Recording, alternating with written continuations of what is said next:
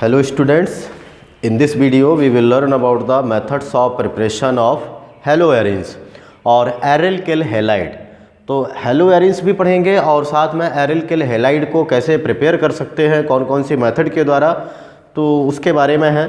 सबसे फर्स्ट इसमें जैसे देखिए बाय हेलोजिनेशन और इलेक्ट्रोफिलिक सब्सटीट्यूशन ऑफ एरिन्स। हमने पहले हेलो एल्काइंस के बारे में पढ़ा था, हेलो एल्केन्स में पढ़ा था कि जो सब्सटीट्यूशन न्यूक्लियोफिलिक सब्सटीट्यूशन रिएक्शन के बारे में था। यहाँ पर हम जो रिएक्शन कर रहे हैं वो एक्चुअल में इलेक्ट्रोफिलिक सब्सटीट्यूशन हो रही है और electrophilic substitution means by halogenation के द्वारा, मीन्स रिएक्शन विद हेलोजन। तो हेलोजन में एक तो होता है न्यूक्लियर हेलोजिनेशन, यदि हम डायरेक्ट बेंजीन रिंग पर यदि ऐड कर रहे हैं तो उसे बोलेंगे nuclear halogenation. In nuclear halogenation जो हेलोजन है इट्स डायरेक्टली मतलब जो है substitute the hydrogen of benzene ring. ये सीधे सीधे रिंग का क्या करेगा, हाइड्रोजन सब्सटीट्यूट करेगा, साइड चेन में से सब्सटीट्यूशन यहाँ पर नहीं होगा। तो इसके लिए जनरली हम क्या करते हैं, यहाँ पर जो बनाते हैं क्लोरीन और ब्रोमीन, इनके साथ रिएक्शन कराते हैं in presence of halogen carrier. Halogen carrier एक चाहिए है जिसकी प्रेजेंस में रिएक्शन होती है न्यूक्लियर हेलोजिनेशन, और इसके द्वारा जनरली या तो क्लोरोएरिन्स या फिर ब्रोमोएरिन्स को बनाना काफ़ी सिंपल होता है। इसके द्वारा इसके अलावा यदि हमें आयोडोएरिन्स बनाना है तो भी बना सकते हैं, लेकिन हम डायरेक्ट फ्लोरिनेशन नहीं कर सकते हैं। तो ये इलेक्ट्रोफिलिक सब्सटीट्यूशन रिएक्शन के द्वारा प्रोसीड होती है।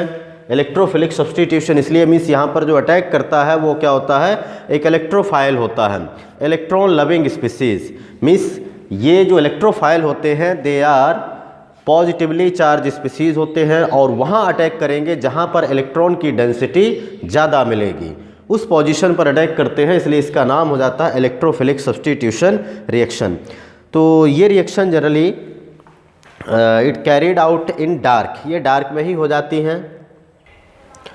तो न्यूक्लियर जो हेलोजिनेशन है it carried out in dark at ordinary temperature about 310 kelvin to 320 kelvin in presence of Lewis acid catalyst. इसके लिए लुईस एसिड कैटालिस्ट मीन्स जो इलेक्ट्रॉन पेयर एक्सेप्टर हैं they are called Lewis acid, उनकी प्रेजेंस में reaction होगी such as anhydrous ferric chloride, anhydrous ferric bromide, anhydrous aluminium chloride etc. And these Lewis acid are also known as halogen carrier, क्योंकि इनका काम होता है हेलोजन को कैरी करना। तो जैसे यदि हम रिएक्शन है, एक कॉमन रिएक्शन है, बेंजीन ले लेंगे, इसको रिएक्शन कराएंगे हेलोजन के साथ इन प्रेजेंस ऑफ एनहाइड्रस या तो FeCl3 या एनहाइड्रस FeBr3 या फिर एनहाइड्रस AlCl3। इनकी प्रेजेंस में रिएक्शन कराएंगे। टेम्परेचर, इस टेम्परेचर की रेंज में थोड़ा सा मतलब हीट करने की ज़रूरत पड़ सकती है टू फॉर्म कंपाउंड क्या बनेगा, हेलोएरिन्स प्लस HX। यह सब्सटीट्यूशन हो रहा है, तो जहाँ से ये जहाँ पर हेलोजन अटैक करेगा वहाँ से हाइड्रोजन रिमूव होगा और उसके साथ वो कंबाइन होकर के HX का फॉर्मेशन कर लेगा। और यहाँ पर जनरली हम X इज इक्वल टू लेंगे क्लोरीन और ब्रोमीन, क्योंकि ये क्लोरीनेशन और ब्रोमीनेशन कराना आसान है। फॉर एग्जाम्पल जनरली ये होता है कि हम इसमें आयरन फिलिंग लेते हैं, उसको पहले हेलोजन के साथ रिएक्शन कराते हैं तो वो बना लेता है फेरिक क्लोराइड या फेरिक ब्रोमाइड, और उसी के करस्पॉन्डिंग फिर हम इसको रिएक्शन कराते हैं। तो फॉर एग्जांपल जैसे हमें क्लोरीनेशन कराना है, हमने रिएक्शन ये ले लिया एनहाइड्रस FeCl3, इसको इस टेम्परेचर रेंज पर हीट करेंगे टू फॉर्म, किसका फॉर्मेशन हो जाएगा, हेलो मतलब क्लोरोएरिन्स या क्लोरोबेंजीन प्लस HCl। तो ये प्रोडक्ट मिल गया हमें क्लोरोबेंजीन। इसी तरह से यदि हम क्लोरीन की जगह पर ब्रोमीन लेंगे तो बन जाएगा ब्रोमोबेंजीन। तो किसी का भी हम यहाँ पर यूज कर सकते हैं, क्लोरीन का या ब्रोमीन का। अब ये एक्चुअल में किस तरह से ये वर्क करता है, फेरिक क्लोराइड मतलब ये हेलोजन कैरियर तो है, तो किस तरह से इसका what is the role of halogen carrier here, तो किस तरह से ये हेलोजन कैरियर का क्या रोल है। हेलोजन कैरियर मतलब सबसे उसका मेन रोल है टू जनरेट इलेक्ट्रोफाइल, इलेक्ट्रोफाइल को जनरेट करना है। जैसे यदि मान लीजिए हमने क्लोरीन लिया इसको जब हम रिएक्शन किसकी प्रेजेंस में कराएंगे, ये FeCl3 या FeBr3 कोई भी हो सकता है, तो यहाँ से ये एक क्लोरीन ले लेगा, क्योंकि इसका काम है इलेक्ट्रॉन पेयर एक्सेप्टर है, लुईस एसिड है। तो फर्स्ट स्टेप में यही होता है, क्लोरीन इसके साथ हम रिएक्शन कराते हैं, या इसको प्लस करके भी ऐसे लिखा जा सकता है, प्लस FeCl3 एनहाइड्रस फॉर्म में लेंगे। ये एक क्लोरीन ले लेगा, इलेक्ट्रॉन पेयर एक्सेप्टर है, तो FeCl4 negative plus chlorine positive. तो ये जो क्लोरीन पॉजिटिव है, this is known as electrophile, क्योंकि ये इलेक्ट्रॉन लविंग स्पीसीज़ है। कहाँ अटैक करेगा, जहाँ इलेक्ट्रॉन डेंसिटी ज़्यादा होगी। क्यों, क्योंकि इस पर खुद पर इलेक्ट्रॉन कम है, तो अपना ऑक्टेट कंप्लीट करने के लिए ये वहाँ अटैक करता है जहाँ पर इलेक्ट्रॉन ज़्यादा है। अब जैसे ये बेंजीन रिंग सेकेंड स्टेप हो जाएगा। बेंजीन रिंग क्या है, इलेक्ट्रॉन रिच स्पीसीज़ होती है, इस पर इलेक्ट्रॉन की संख्या ज़्यादा है। ये क्लोरीन है, यहाँ पॉजिटिव चार्ज है, तो ये क्या करेगा, इसको इलेक्ट्रॉन अपना डोनेट करेगा, या ये इससे क्या करेगा, गेन कर लेगा। और ये एक स्लो रिएक्शन होती है, स्लो रिएक्शन। लेकिन ये जो क्लोरीन है, इसका पॉजिटिव चार्ज है, जैसे इससे जुड़ेगा ये पॉजिटिव चार्ज यहाँ पर डीलोकलाइज हो जाता है, और डीलोकलाइजेशन जो है it is stabilised by the resonance. तो रेजोनेंस के द्वारा स्टेबलाइज्ड होगा। जैसे यहाँ पर हाइड्रोजन, ये क्लोरीन, और ये यहाँ पर साथ में क्या होगा, एक पॉजिटिव चार्ज होगा। वो पॉजिटिव चार्ज कहाँ पर जाएगा, इस पर भी आ जाएगा, इस कार्बन पर, इस तरीके से। इसके बाद ये यहाँ पर पूरे में रेजोनेंस के कारण क्या होगा, मतलब पूरे में स्प्रेड हो जाता है, और ये इलेक्ट्रॉन की शिफ्टिंग यहाँ पर हो जाएगी। तो ये बन जाएगा इधर डबल बॉन्ड, इधर डबल बॉन्ड, इधर पर आ गया ये पॉजिटिव चार्ज, और यहाँ पर तो ऑलरेडी ये H है और ये Cl है। फिर फर्दर ये ऐसे डीलोकलाइज हो रहा है पूरे में, मतलब जो है रिंग पर ये फैल जाएगा। ये इलेक्ट्रॉन की शिफ्टिंग यहाँ पर हो जाएगी, HCl। तो ये हो गया डीलोकलाइजेशन। और यदि हम इसको फाइनली इस तरह से भी बना सकते हैं, प्लस चार्ज है और ये पूरे में डीलोकलाइज हो रहा है, HCl।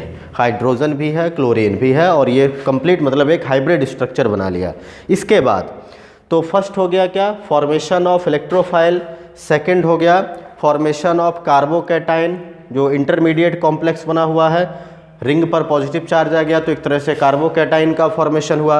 और तीसरा काम होता है फिर यहाँ पर लॉस ऑफ प्रोटॉन, ये मतलब हाइड्रोजन को प्रोटॉन के रूप में लॉस करना, और इससे के बाद एंड साथ में फॉर्मेशन ऑफ हेलोएरिन। तो ये जो स्ट्रक्चर है यहाँ पर आपने लिया हुआ है, ये हाइब्रिड स्ट्रक्चर ही बना सकते हैं इसके लिए भी, HCl। ये जो FeCl4 इसने क्या किया, एक हैलोजन ले लिया था, इसलिए हैलोजन कैरियर हो गया।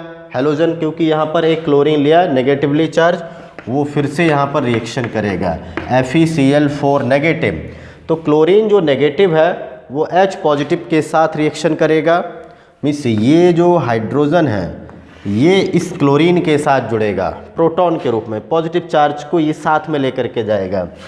और यहाँ बचेगा क्या, ये तो बच गया क्लोरोबेंजीन, प्लस क्लोरीन यहाँ से भी निकल गया, जो नेगेटिव क्लोरीन था वो रिमूव हो गया और हाइड्रोजन के साथ जुड़ गया, तो HCl। और FeCl3 तो कैटालिस्ट लिया हुआ था, तो ये जनरेट हो गया, रीजनरेट हो गया, दोबारा से हो गया। तो ये रिएक्शन जो है ना काफ़ी फास्ट होती है। तो इस तरह से ये वर्क करता है हैलोजन कैरियर FeCl3। और ये क्लोरोबेंजीन HCl, ये दोनों का फॉर्मेशन होगा, और FeCl3 रीजनरेट होता है क्योंकि कैटालिस्ट है। कैटालिस्ट जनरली खुद तो रिएक्शन में इन्वॉल्व नहीं होते हैं, बस रेट ऑफ रिएक्शन को बढ़ा देते हैं, इंक्रीज कर देते हैं। अब यदि क्या है कि जैसे यदि हमने टॉल्यूइन लिया, इस तरह से भी कंपाउंड ले सकते हैं, ये है टॉल्यूइन। इसको यदि हम ब्रोमीन के साथ रिएक्शन करा रहे हैं in presence of anhydrous, ferric bromide या फेरिक क्लोराइड या एल्युमिनियम क्लोराइड, कोई भी ले सकते हैं। अब ब्रोमीन के साथ यदि रिएक्शन करा रहे हैं और यहाँ पर ये एल्काइल ग्रुप है, तो एल्काइल जो ग्रुप होते हैं यदि बेंजीन रिंग पर लगे हुए हैं जनरली क्या होते हैं, ये ऑर्थो पैरा डायरेक्टिंग इन नेचर। ये मतलब ऑर्थो और पैरा पोजीशन पर इनकमिंग जो भी मतलब क्या होगा इलेक्ट्रोफाइल होगा उसको वहाँ की ओर डायरेक्ट करते हैं। तो इनकमिंग इलेक्ट्रोफाइल को ये ऑर्थो और पैरा की तरफ भेज देते हैं। तो ऑर्थो पैरा डायरेक्टिंग नेचर के होते हैं कौन से, एल्काइल ग्रुप। मीन्स ब्रोमीन कुछ ऑर्थो पर भी जाएगा और पैरा पर भी जाएगा। ऐसी कंडीशन में हमें मिलेगा mixture of the product.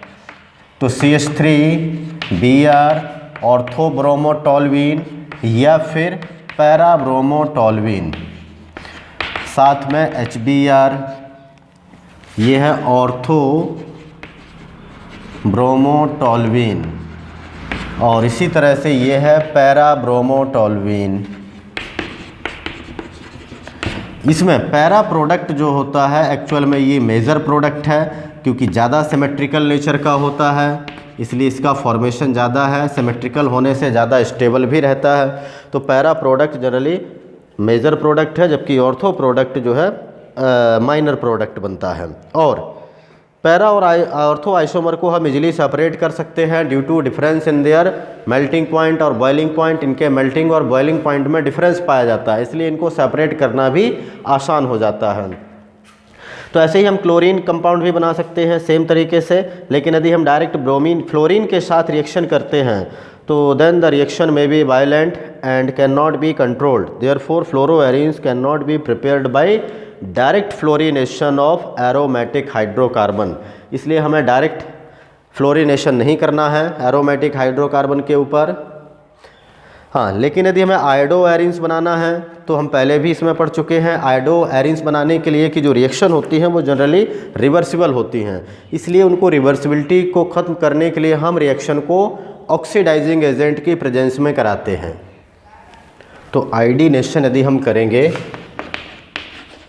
Iodination generally किसकी प्रेजेंस में रिएक्शन कराते हैं, oxidising agent HiO3 HNO3 ETC।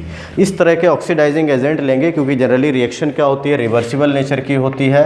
Means यदि आप सिर्फ बेंजीन और यदि आयोडीन को रिएक्शन करा रहे हैं तो आयोडो एरिन तो बन जाएगा, लेकिन ये रिएक्शन रिवर्सिबल भी होती है। और रिवर्सिबल क्यों होती है, due to the formation of this HI।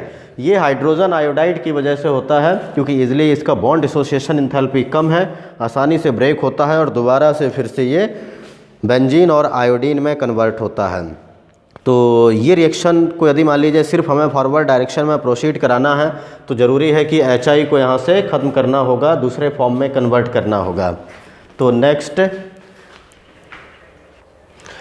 Next step में हम जैसे ये HiO3 लेंगे या HNO3 लेंगे, कोई भी रिएक्शन ले सकते हैं, या मर्क्यूरिक ऑक्साइड का भी यूज किया जा सकता है जैसे HgO, ये भी हो सकता है।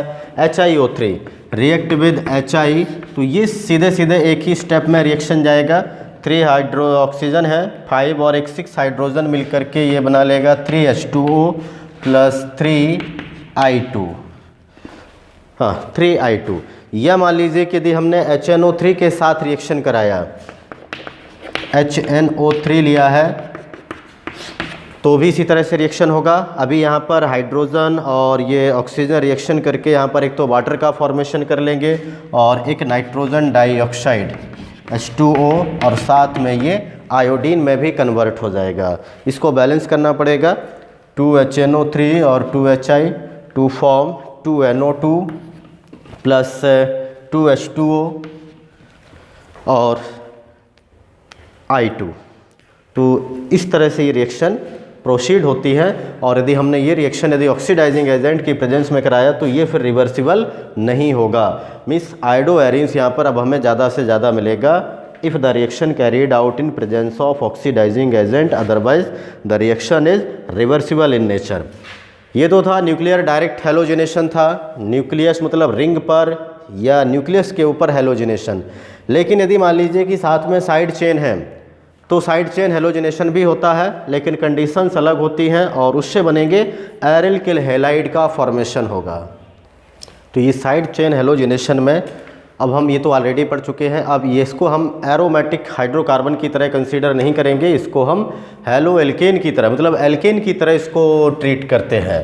जैसे ये बेंजीन रिंग है लेकिन यहाँ पर जुड़ा हुआ है CH3, क्लोरीनेशन कराते हैं तो जनरली जो सब्सटीट्यूशन है साइड चेन, मतलब ये एल्केन है, और यदि यहाँ से सब्सटीट्यूशन कराना है तो इसके लिए हमें वही प्रॉपर्टी लेनी पड़ेगी, means in presence of sunlight और हीट। तो ये सनलाइट के प्रेजेंस में लगभग 383 केल्विन पर इसको हीट कर देंगे टू फॉर्म क्या बनेगा यहाँ पर। अब रिंग पर नहीं है क्योंकि ये हैलोजन कैरियर नहीं है, तो रिंग पर सब्सटीट्यूशन नहीं होगा, ये होगा साइड चेन पर, और ये बन जाएगा CH2Cl plus HCl, benzyl chloride. ये पूरा बेंजाइल ग्रुप है। ये बेंजाइल ग्रुप यदि मान लीजिए कि आप और आगे यदि इस तरह से CH2Cl हमने यदि फिर से फर्दर और रिएक्शन यदि करा दिया सनलाइट के प्रेजेंस में ही, तो अब जो है टेम्परेचर थोड़ा हमें कम ही ज़रूरत पड़ेगी, लगभग ये 273 केल्विन पर ही रिएक्शन हो जाएगी। और दूसरा हाइड्रोजन भी यहाँ से क्या हो सकता है, ये CHCl2, फिर यदि सेम रिएक्शन यदि हमने दोबारा से फिर करा दी तब बन जाएगा ये CCl3 प्लस HCl, और यहाँ पर भी एक HCl माइनस हो जाएगा। तो इस तरह से रिएक्शन कंटिन्यू चलती रहेगी जब तक सारे हाइड्रोजन वहाँ पर ख़त्म नहीं हो जाते हैं। तो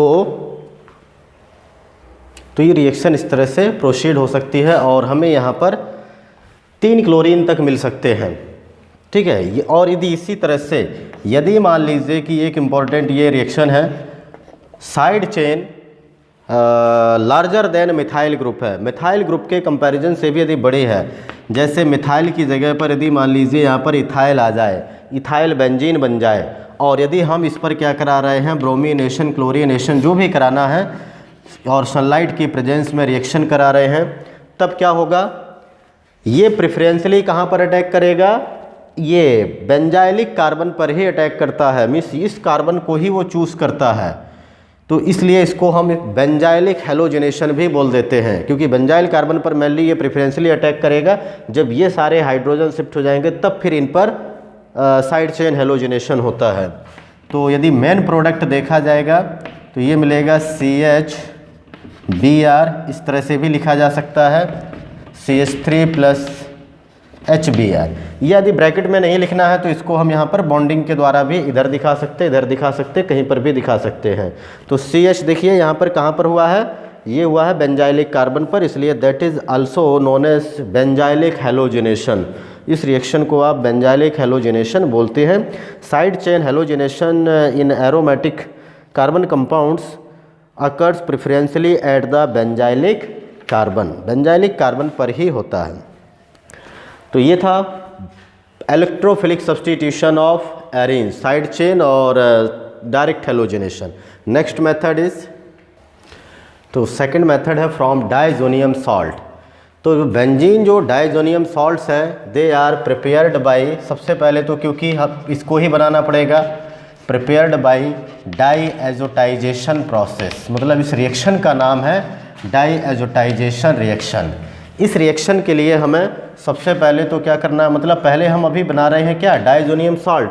जब डाइजोनियम सॉल्ट बन जाएंगे तब फिर हम आगे क्या बना सकते हैं, उसी में से सब्सटीट्यूशन करा के उसको हेलो एरीन्स का फॉर्मेशन कर पाएंगे। तो सबसे पहले हमने यहाँ पर एनिलीन लेते हैं, आइस कोल्ड एनिलीन सॉल्यूशन, मतलब ये बहुत ही ठंडा होता है, आइस कोल्ड लेते हैं और इसको रिएक्शन कराते हैं एक्चुअल में किसके साथ में, HONO nitrous acid with HCl, HCl के साथ एक्सिस में डाइल्यूट HCl लेंगे और इसको ज़्यादा हीट नहीं करना है, 273 से 278 मीन्स ये 0 डिग्री सेल्सियस पर ही लगभग रखना है, लो टेम्परेचर पर, इसलिए इसको हम आइस की प्रेजेंस में रिएक्शन भी कराते हैं। तो ये 0 to 5 डिग्री सेल्सियस तक ही रिएक्शन प्रोसीड होती है। इससे फॉर्मेशन होता है diazonium salt, N2 positive Cl negative plus H2O water बनेगा। तो ये बन गया है benzene diazonium chloride, N2 positive है, इसको हम डाईएजो, N2 को डाईएजो ग्रुप बोला जाता है, तो ये डाईएजो ग्रुप है, डाइजोनियम क्लोराइड। और देखिए ये रिएक्शन भी जनरली हम इसके लिए अब डायरेक्ट नाइट्रस एसिड तो नहीं लेते हैं, नाइट्रस एसिड की बजाय इसको हम बनाने के लिए NaNO2 सोडियम नाइट्राइट इसका यूज करते हैं विद HCl2 फॉर्म। इससे फॉर्मेशन हो जाएगा नाइट्रस एसिड और NaCl HONO। तो ये रिएक्टेंट दोनों यहाँ पर भी डायरेक्ट लिखे जा सकते हैं, लेकिन हमें रिएक्शन में चाहिए है जनरली नाइट्रस एसिड, इसलिए हम उसको एनिलीन को नाइट्रस एसिड और HCl के साथ रिएक्शन कराएंगे, बेंजीन डाइजोनियम क्लोराइड बन जाएंगे। यदि हमने यहाँ पर क्या लिया हुआ है, ब्रोमीन लिया हुआ है, तो ये बेंजीन डाइजोनियम ब्रोमाइड का फॉर्मेशन कर लेगा। तो ये है बेंजीन डाइजोनियम क्लोराइड। ये बेंजीन डाइजोनियम क्लोराइड का यूज करके हम हैलोएरिन्स बना सकते हैं। तो इसके अंदर में फर्स्ट मेथड है by Sandmeyer reaction, by Sandmeyer reaction. ये इम्पॉर्टेंट रिएक्शन है, नेम रिएक्शन भी है, और ये सैंडमेयर रिएक्शन जिसमें हम क्लोरो और ब्रोमो एरिन्स जनरली क्या करते हैं, प्रिपेयर करते हैं। तो इसके द्वारा हम प्रिपेयर कर पाएंगे preparation of chloro and bromo arenes. Mostly इनको ही बनाया जाता है, वो भी डाइजोनियम सॉल्ट से। और इसके लिए हमें जनरली हम क्या करते हैं, जैसे डाइजोनियम सॉल्ट के रूप में लिया हमने बेंजीन डाइजोनियम क्लोराइड, इसको रिएक्शन कराएंगे HCl। यदि हमें क्लोरोबेंजीन चाहिए तो HCl के साथ रिएक्शन कराएंगे इन प्रेजेंस ऑफ क्यूप्रस क्लोराइड। ये क्यूप्रस क्लोराइड की प्रेजेंस में रिएक्शन होगा, या यदि मान लीजिए कि जनरली जब हम HBr बनाते हैं, HBr के साथ रिएक्शन कराते हैं, तब फिर इसको क्यूप्रस ब्रोमाइड के साथ रिएक्शन कराइए।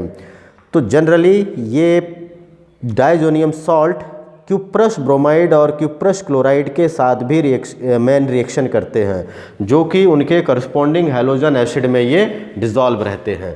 तो इनको यदि हम इस तरह से लिखें तो ज़्यादा रिएक्शन बेटर हो जाएगा विद HCl। इसको डिज़ोल्व किया, मेन रिएक्टेंट क्योंकि यही है। तो रिएक्शन कराएंगे to form chlorobenzene plus nitrogen. तो यहाँ पर मिलेगा आपको नाइट्रोजन और क्लोरोबेंजीन।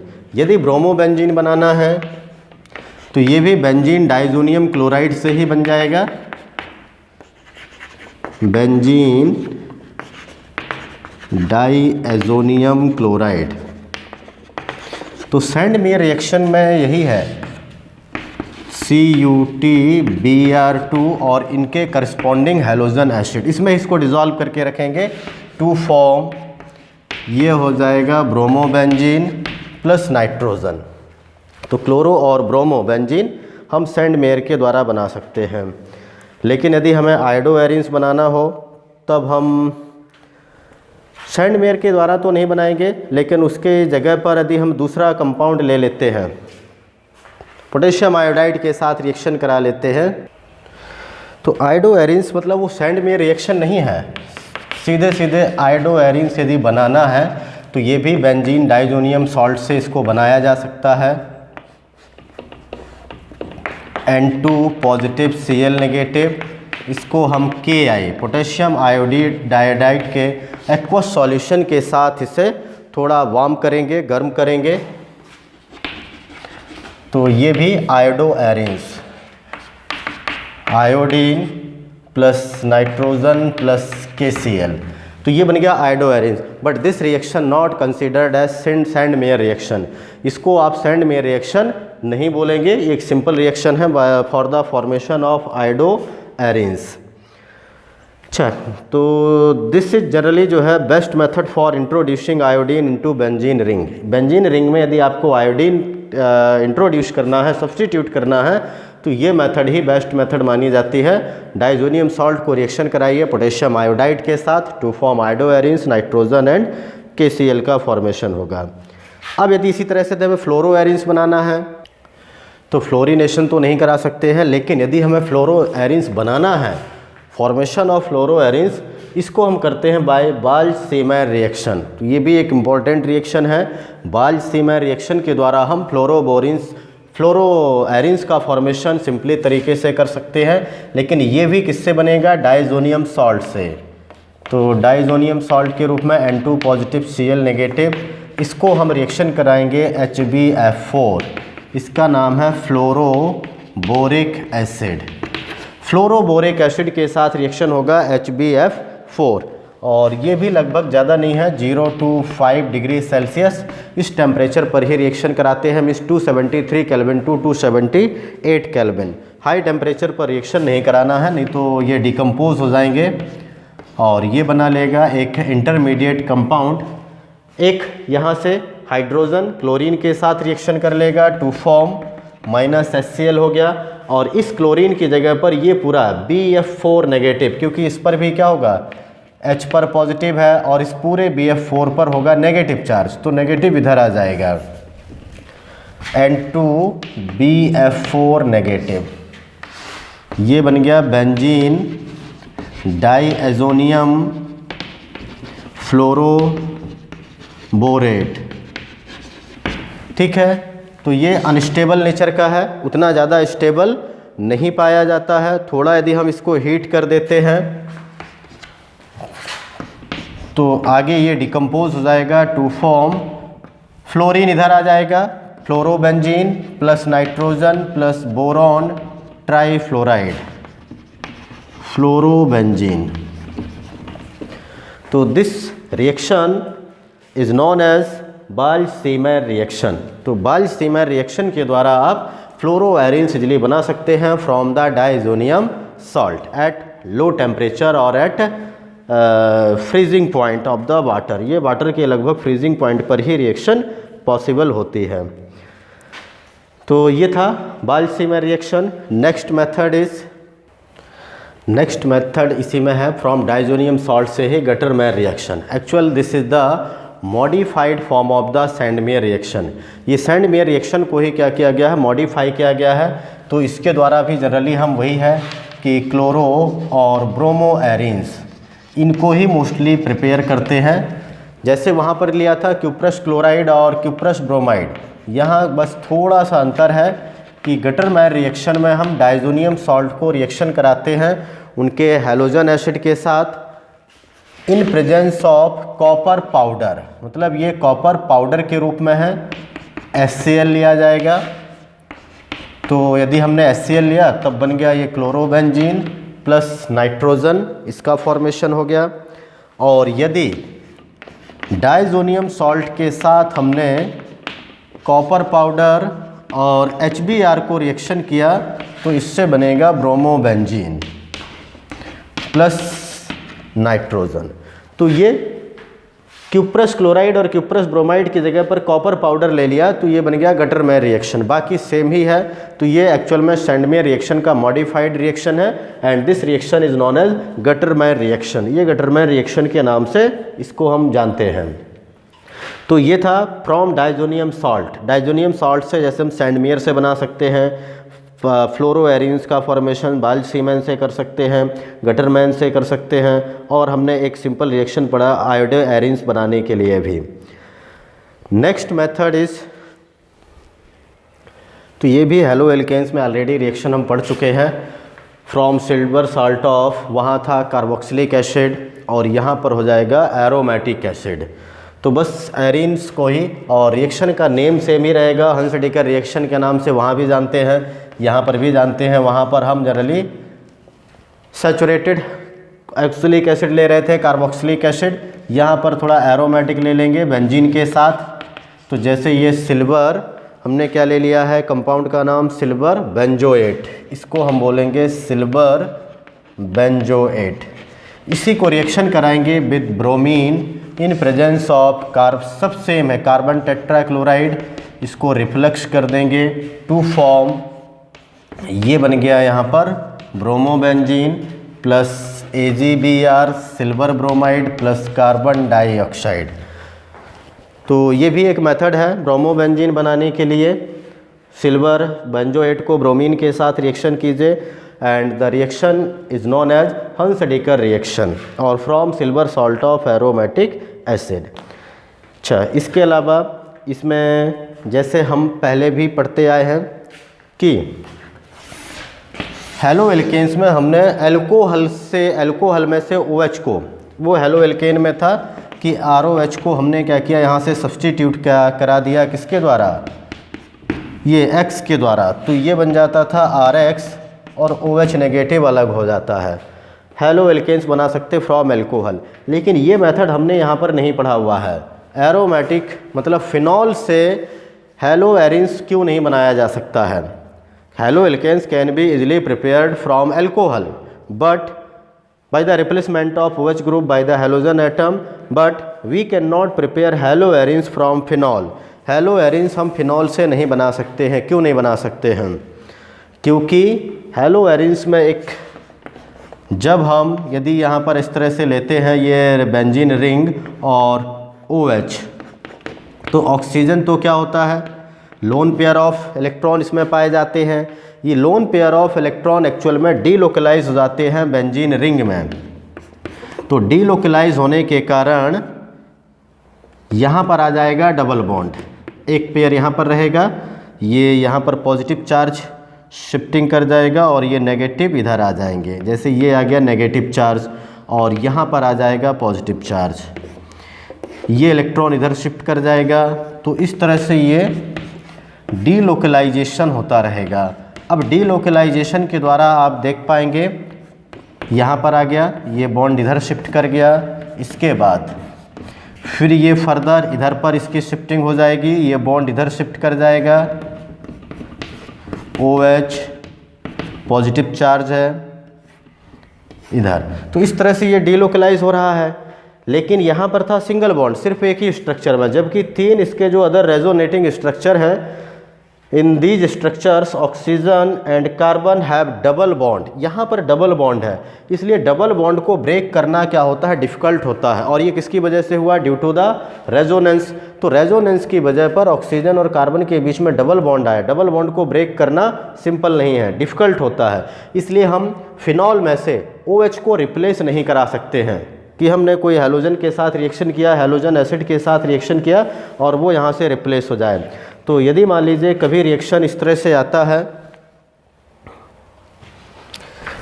रिएक्शन यदि कुछ इस तरह से हो, जैसे ये फिनॉल है OH और हम सोचें कि यदि इसको हमने HCl के साथ रिएक्शन कराया तो क्या बनेगा, तो ये OH में से क्लोरीन इसको रिप्लेस नहीं कर पाएगा और यहाँ पर ये नो रिएक्शन, कोई प्रोडक्ट नहीं बनता है। तो फिनॉल में से हम हेलोएरिन्स को नहीं बना सकते हैं, जबकि बाकी हमने सेम तरीके से देखा। इसको बनाने के लिए वही है कि पहले इसको डाइजोनियम सॉल्ट में कन्वर्ट किया जाए, then we easily prepare the haloarenes. तो नेक्स्ट है फिजिकल प्रॉपर्टीज़ ऑफ हेलोएरिन्स। तो जो फिजिकल प्रॉपर्टीज़ ऑफ हेलोएरिन्स हैं, फर्स्ट जैसे फिजिकल प्रॉपर्टीज़ है इसमें कि haloarenes are generally colourless liquids और क्रिस्टलाइन सॉलिड। मीन्स जैसे जैसे मास बढ़ता जाएगा वो लिक्विड से क्या होता जाएंगे, क्रिस्टलाइन सॉलिड में कन्वर्ट होते जाएंगे। तो lower member generally colourless liquid होते हैं, जबकि higher member generally crystalline solid में पाए जाते हैं। These are heavier than water. Haloarenes water से हैवी होते हैं। And these haloarenes are also insoluble in water. Water में लगभग इनसॉल्युबल होते हैं। फिनॉल थोड़ा बहुत सॉल्युबल हो जाता है, but soluble in organic solvent. लेकिन ये ऑर्गेनिक सॉल्वेंट में पूरी तरह से सॉल्युबल हो जाते हैं, इजीली सॉल्युबल है और रेडली सॉल्युबल है। नेक्स्ट इनका मेल्टिंग एंड बॉइलिंग पॉइंट देखिए। तो melting and boiling point generally क्या होता है, increases with increasing atomic mass. Atomic mass बढ़ने से melting and boiling point increase होते जाते हैं। जैसे बेंजीन है, फिर फ्लोरोबेंजीन, क्लोरोबेंजीन, ब्रोमोबेंजीन, आइडोबेंजीन, जैसे आप उधर की ओर जाते हैं मास लगातार इंक्रीज़ होता जा रहा है। तो इनके दी बॉइलिंग पॉइंट देखिए 353 केल्विन, फिर 358, 405 केल्विन, ब्रोमो का है 429 और आयोडीन का हो गया 462 केल्विन। तो लगातार बॉइलिंग पॉइंट यहाँ पर इंक्रीज़ हो रहे हैं, तो due to increase in atomic mass.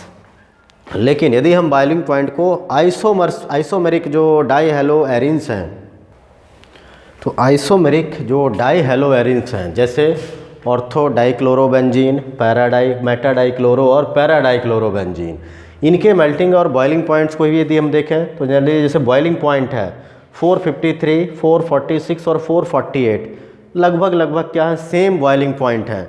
Boiling point मतलब लिक्विड स्टेट में आ गए हैं, सभी मॉलिक्यूल्स लगभग एक दूसरे से दूर होते हैं। लेकिन if we see the melting point of these isomeric haloarenes then there is large difference in the melting point of ortho, Meta and para. जैसे ये तो ठीक है, लगभग 256 और 249 लगभग एक दूसरे के ठीक हैं, लेकिन ये जो 325 केल्विन है, ये देखिए इसकी वैल्यू काफ़ी ज़्यादा होती है। अब क्यों होती है? Why the melting point of para isomer is quite higher than that ortho और मेटा आइसोमर। ऑर्थो और मेटा के कंपैरिजन में इसका मेल्टिंग पॉइंट बहुत ज़्यादा क्यों है? तो ये है बिकॉज, तो ये तो लिक्विड में था बॉइलिंग पॉइंट, अभी हम सॉलिड में आएंगे तभी उसको मेल्टिंग पॉइंट की स्टडी कर पाएंगे। सॉलिड स्टेट में मॉलिक्यूल पास आ जाते हैं, और जो मॉलिक्यूल ज़्यादा सिमेट्रिकल नेचर के होंगे तो पैरा आइसोमर जो होते हैं they have most symmetrical structure, इनके पास सिमेट्रिकल स्ट्रक्चर होता है। देयरफॉर इट्स मॉलिक्यूल्स इजली और tightly packed in the crystal lattice, ये टाइटली पैक्ड होते हैं, एक दूसरे से काफ़ी क्लोज होते हैं। Therefore higher energy required to break its bond और melt at we can melt it higher temperature, हम इसको हायर टेम्परेचर पर ही मेल्ट कर सकते हैं, क्योंकि इनके बीच का जो इंटरमॉलिकुलर फोर्स ऑफ अट्रैक्शन है वो जनरली स्ट्रॉन्ग होता है, इसलिए ज़्यादा एनर्जी लगेगी इसके लैटिस को ब्रेक करने के लिए, और ये मेल्ट होगा हायर टेम्परेचर पर। ऑर्थो वाला उससे कम सिमेट्रिकल होता है, और इससे भी कम सिमेट्रिकल है मेटा वाला, मीन्स सबसे ज़्यादा स्टेबिलिटी भी इसकी होती है, फिर इससे कम इसकी, और सबसे कम है मेटा वाले की। तो इसी तरह से मेल्टिंग पॉइंट भी वेरी करते हैं, बट बॉइलिंग पॉइंट में कोई ज़्यादा डिफरेंस देखने को नहीं मिलता है। ऑर्थो वाले का ही थोड़ा सा ज़्यादा होता है, बाकी दोनों का लगभग ये सेम ही होता है। तो मेल्टिंग पॉइंट से क्वेश्चन यहाँ पर भी कभी कभी आता है कि इसका ज़्यादा क्यों है, वो सिमेट्रिकल स्ट्रक्चर के कारण। ओके, तो ये था physical properties of haloarenes and preparation methods भी थे साथ में। तो आज के इस वीडियो में इतना ही। Thank you, have a nice day.